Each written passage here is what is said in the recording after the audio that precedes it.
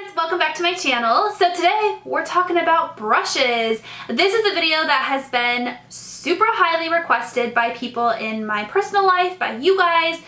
Everybody wants to know about brushes, and I will say one of the hardest things for me to narrow down and to figure out when I was starting makeup is brushes. So I thought I'd put together like a beginner's guide, or I guess a beginner's guide to brushes, kind of like a beginner's set to brushes. Like if I was starting all over, what are these staple brushes that I feel like I would absolutely need to have? These are the brushes that I bring on vacation with me because I feel like I just can't do my makeup without them. I have them all laid out on my vanity behind me so I don't forget anything.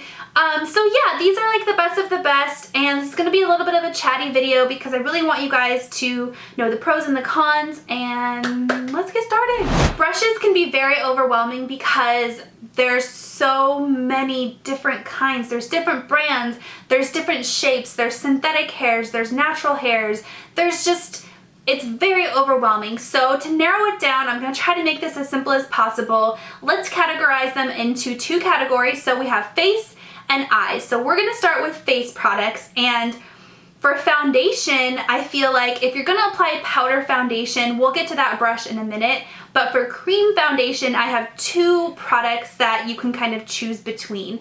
I think the best all-in-one product, and I think any makeup lover, any beauty junkie, any everyday woman needs this product in their life. It's a beauty blender. You can tell this is dry, this is wet. I have a whole video where I talk all about the beauty blender that I'm going to link down below for you guys. Many have tried to recreate this, but nothing comes close. The dupes do not come close to this product, you guys. There's something about the texture and the consistency of a beauty blender that's just irreplaceable. Like you can't remake it. It's amazing. So you can use this to apply foundation, to apply concealer, to apply powder products, to apply blush, to apply cream products. It's just so multi-purpose, and you can use it for so many different things. It is a little bit expensive, but it is well worth the investment. Mine are really dirty because I was gonna wash my brushes before I filmed this video, and then I was like, you know what, let's make it real life. If they're dirty, you can tell that I really like to use them. So yeah, get it wet, and don't get it sopping wet, get it damp and really run it under the water and squeeze, squeeze, squeeze. I put soap in mine every day to wash out yesterday's foundation, and I just kind of squeeze until the soap runs away and it expands, and I get it to where it's not like see, I can squeeze this. I used it today. There's no water coming out of it. You don't want it to be sopping wet, but you want it to be damp, and that really helps to blend the product in really, really well. And I can't recommend this to enough people. I've recommended it to everybody, and everybody loves it. If sponges aren't your thing and you'd rather stick with brushes, this is by far the best brush I have ever tried to apply cream foundation. So this is the Artis Oval 8. They make this in several sizes. The Oval 8 is one of the bigger ones. I think there's one or two that are bigger. They also have like an Oval 7 and an Oval 6, and they get smaller and smaller. This brush is super densely packed. I don't know if you can tell, but it's really densely packed, and there's so many tiny little bristles, and it's like carved out on the edge. It's not like, you know how some brushes are kind of like contoured or like curved on the edge? It's flat on the edge, which really helps to get into those little crevices, like right there on your nose, right up against your eye. You can get a straight line out of it if you wanted to kind of apply cream contour with it, but it's just so fast and so effortless when you're blending in your foundation with this. I did a first impressions on this that I'll link down below for you if you want to check it out, but I was really hesitant and like not expecting much out of this brush because I was like, what the heck, it looks like a toothbrush, like it's the weirdest thing ever, but there's nothing like it, you guys. It is amazing, and it blends in your cream products. You don't get those brush lines or those stroke lines, and it's amazing. It's a little bit on the pricey side, but it's another product that I think is worth spending the money on. Now for powder foundation, or for all over setting powder, like a heavy layer of all over setting powder, I recommend a big fluffy brush like this. It's dense, but it's not stiff stiff. So like the Artis one, it's pretty stiff. Like you can't really like bend it very much. This brush is dense, but it still is like fluffy. So a fluffy, dense blending brush, which sounds like an oxymoron, but I hope you guys understand what I mean. So this is the Sephora Pro All Over Powder 61 brush. This brush goes in and out of stock, in and out of inventory on Sephora's website, but there's a lot of dupes for this brush out there. The good thing about powder brushes is I feel like it's okay to use a dupe. It's okay to use something kind of similar because it's a powder product, so you have more leeway in making mistakes, if that makes sense. Whereas if you're using a cream product, like you can tell where it skips or where it leaves brush stroke marks or where it doesn't blend well. Powder products, I feel like you have a little bit more wiggle room with. So this by far is my favorite. I have a backup of this because I'm always afraid it's going to go out of stock. If I can find it, I will link it down below for you. I'm going to link all of these down below for you, but there's a Morphe alternative that I really like. So this is a really good like powder foundation or setting powder brush. For concealer, I truly believe in the Beauty Blender. I use my Beauty Blender to apply cream foundation or concealer, but for powder concealer or for like a setting powder under your eyes, I really do like this brush right here. So this is the Sephora Pro Contour number 79. It's just a teardrop shaped brush. There's a bunch of these out here. Morphe has some, Sigma has some. In fact, I have a whole bunch of them behind me. This is from SL Miss Glam. I have some from Sigma. There's one right here. There's a lot of different various price ranges of this brush, but anything that has like a fluffy teardrop shape is really gonna help you to get that powder like right up in the bridge of your nose, under your eye, and really help you to apply that powder product to set your concealer. You can also use it to set other parts of your face. You can also use it as a highlighting brush if you really want it to be multi-purpose. You can use it to apply your highlighter. So I just really like it. It's called a contour brush because I think it's meant to contour with, which you can use it for that too if you want. But the good thing about brushes, and the good thing about makeup is there's no rules. So if you want to use a brush that's meant for contour to set your under eyes, you do whatever you want. I feel like brushes are just so fun, and it's really a good way for you to test out your makeup skills and stuff like that. So yeah, a really good under eye setting brush is essential. Now let's talk about bronzer and contour. So I feel like the bronzer trends have changed throughout the years, and it kind of goes from all over bronze color to get yourself that sun-kissed bronzy glow to very precise like targeted bronzing. But I prefer like the all over glow just because I'm a pretty fair skinned person, and without bronzer I feel like I look kind of sick or just like very pale and kind of pasty. So I like to apply a lot of bronzer. I also like to drag my bronzer down my neck and like put it all over here, my décolleté, my forehead, just kind of all over. And this brush, I have used it to death, you guys. I was very hesitant to buy this because it is quite pricey. I believe it's around the $80 range. This is the Marc Jacobs, the bronzing brush. You can see my handle. All it says is Marc because the rest of it has rubbed off. This brush, you can see it has like a dome shape to it, and it's super, super fluffy. So that dome shape really just gets a large area of your face covered very quickly. And because the bristles are so, I mean, I don't know if they're synthetic or if they're natural, but they're just really soft, and it doesn't hold a lot of product in it, so I don't feel like it eats your product away. You know how some brushes kind of like eat your product and you're like, what the heck? I don't feel like it does that, and it just gives you like that perfect amount of bronzer. Not too much, not too little, and I love it. There's a cheaper alternative that is slightly like it. I wouldn't call it a dupe. I did do a drugstore versus high-end on it that I'll link down below for you.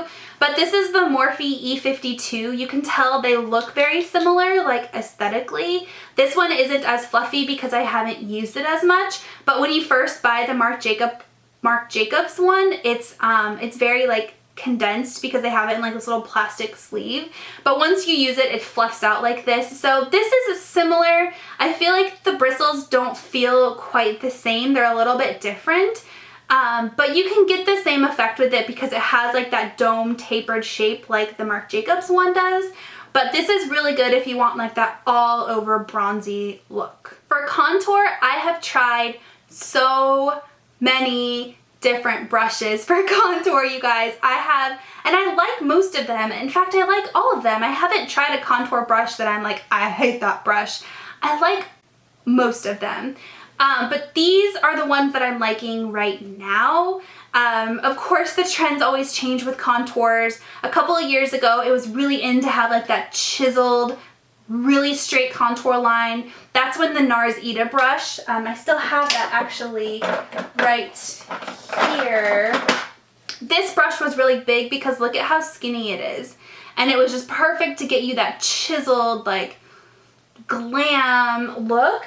But as the trends have changed, I've tried tons of different brushes.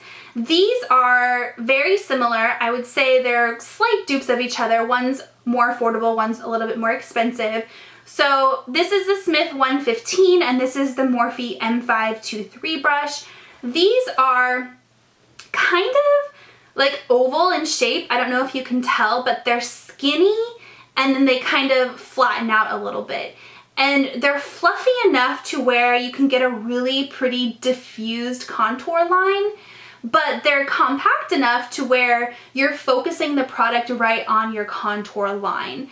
Compared to like the bronzing brush where it's like, you're just bronzing up your cheek. You're getting no precision with this brush.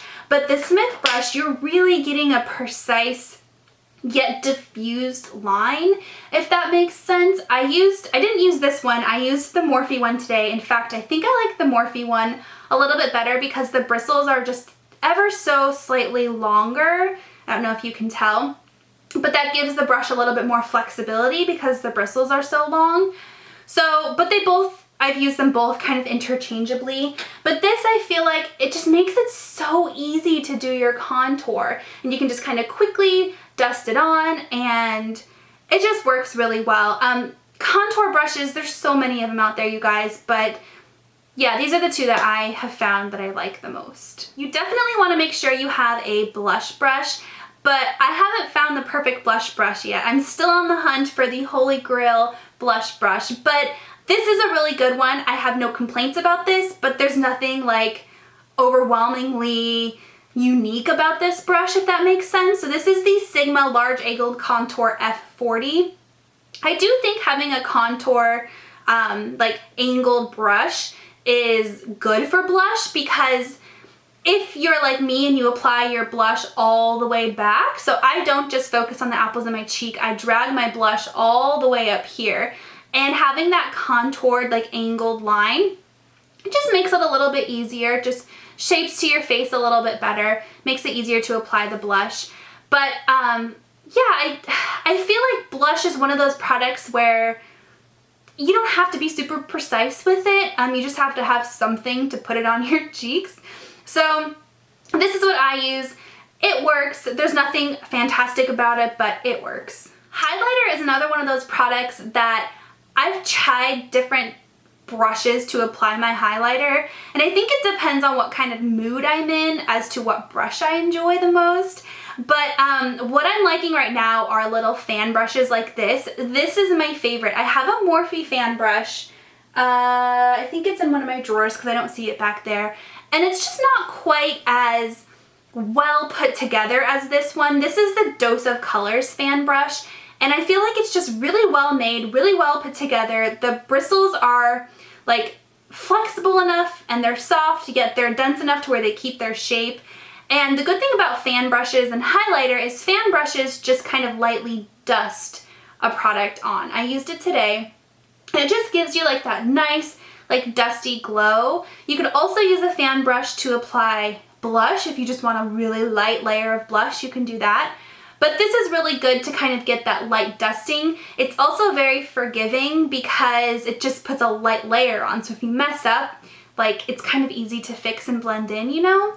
So that's the good thing about fan brushes, but highlighter, if you want to apply a more like dense highlighter, you can use something like this. So this is the tapered highlighter brush from Sigma. It's the F35. It's more dense, it's more compact, it has that same teardrop shape as what I was showing you for under your eyes, but it's going to get more product on the brush, therefore more product on your face. So you're gonna get a more intense highlight. So it just depends on what look you're going for. I prefer the fan brush, but every once in a while, like glam makeup, I'll want that intense highlight, and that's when I'll reach for this. Now let's talk about eye brushes, and eye brushes can get very overwhelming because there's so many of them out there, and there's so many different shapes and sizes, and I really tried to narrow it down to like the essentials for you guys. So I think the first essential is a really good blending brush. So if you, I think it's important to wear 2 colors of eyeshadow, something in your crease and something all over your lid. I think if you're gonna wear eyeshadow, at least do that. So having a good blending brush is essential to get that crease color in there. And it doesn't have to be anything fancy. It doesn't have to be anything too crazy. I have a couple of blending brushes that I really like. I think if I had to pick one blending brush that I could only use for the rest of my life, it would be the MAC 217 brush. So this is similar in concept to the contour brushes for your face that I was talking to you about, where it's like flat and kind of rectangular oval shaped, but it's fluffy. So it gives you like that precise application, but diffused out, if that makes sense. So it's literally like a teeny tiny miniature version of this contour brush here. It's dense, but it's fluffy. It has like a narrow side, and I feel like it just really, really gets in that crease of your eye very, very well. You can also use it to focus on the outer part of your eye if you wanted to put like a darker color like I like to do. You could also, in a pinch, use it to apply all over your lid, your all over lid color. You can apply product to the tip of the brush and do like a smoked under eye, which is what I did today. So it's very multi-purpose, and it's the perfect density, I feel like, for a crease brush. Now this is very expensive. There's a Sigma alternative. It's the E25, which is pretty much the exact same thing. So there's that. But there's also different levels of blending brushes. So what I mean by that is like that's a pretty, it's the happy medium. It's not too dense and it's not too fluffy. It's just like that perfect in between.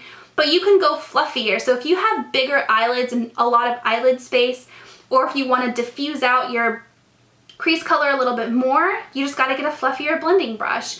So this is the Sigma E35. It's just a little bit more fluffy than the MAC 217. You can also go up in size in Sigma. So the good thing about Sigma, at least their eye blending brushes, is the smaller the number, the more compact and like dense the bristles are. And then the bigger the number, the bigger the bristles, like the fluffier. So there's an E25, there's an E30, there's an E35, there's an E40. I don't know if it goes any higher than that, but the E40 is what comes with all of their kits if you buy like a kit, and that one's like super fluffy. So that's an alternative.